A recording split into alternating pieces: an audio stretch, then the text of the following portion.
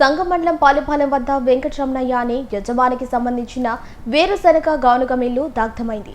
అర్ధరాత్రి మిల్లులో మంటలు వస్తుండటంతో అటుగా వెళ్తున్న స్థానికులు యజమానికి సమాచారం అందించారు. వెంటనే మిల్లు వద్దకు చేరుకుని స్థానికులతో కలిసి మంటలను అదుపులోకి తెచ్చారు. మిల్లులో యంత్రాలు, వేరుశనగ పప్పుతో పాటు మిల్లుకు సంబంధించిన పలు సామాన్లు పూర్తిగా దగ్ధమయ్యాయి. 10 లక్షల రూపాయల ఆస్తి నష్టం జరిగిందని యజమాని వాపోయారు. ప్రమాదవశాత్తు జరిగింది కాదని, ఎవరో కావాలనే తగలబెట్టారని యజమాని ఆరోపించారు. బాధితుడు పోలీసులకు ఫిర్యాదు చేయడంతో సంఘటన స్థలానికి చేరుకుని వివరాలు సేకరించి దర్యాప్తు చేపట్టారు. నేను గత 4 సంవత్సరాల నుంచి ఇక్కడ మిల్లు పెట్టుకుని వేరుశనగ మిల్లు, ఆయిల్ మిల్లు, గానుగా పెట్టుకుని ఉన్నాను. రాత్రి 9 గంటల దాకా ఇక్కడే ఉండి తాళాలు వేసుకొని వెళ్ళాను. బయట లైట్లు వేసుకొని. నైట్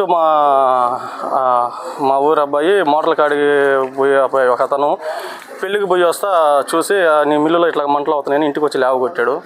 నేను ఆ టైం నుంచి ఎక్కడికి వచ్చిన తర్వాత 2:30 గంటలకి నన్ను లేవగొట్టినాడు. 10 నిమిషాల్లో ఎక్కడికి వచ్చేలాగే మొత్తం అప్పటికే తగలబడిపోయేసింది. వచ్చి మా ఊర్లో 10 మందిని తీసుకొని వచ్చి బిందెలతో కాలువలో నీళ్లు తీసుకొని వచ్చి ఆరిపినాం. అన్నీ 10 లక్షలు పైన పోయింది. వచ్చేసి ఆయిల్ మిల్లు, వేరుశనగ మిల్లు, ఆయిల్ వచ్చేసి 300 లీటర్ల పైన పోయింది. వేరుశనగ కాయలు వచ్చేసి ఒక 20 బస్తాలు, పెద్ద బస్తాలు లోడ్ కాయలు దించున్నాము.